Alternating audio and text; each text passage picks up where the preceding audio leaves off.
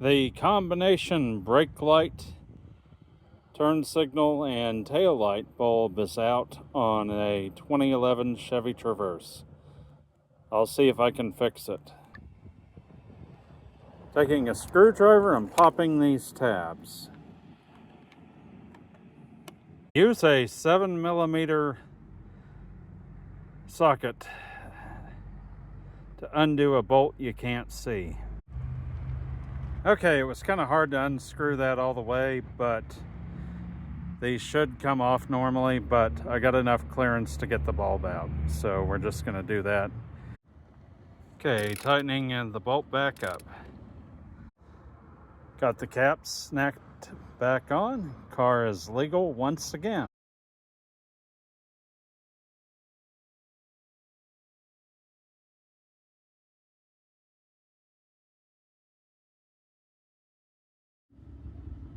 Okay, we got everything put back together and the signal works again.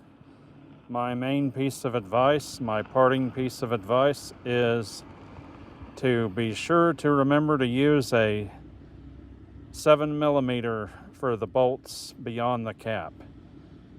7mm. Remember that. You'll spend less time fiddling around trying to figure out the size of the bolt.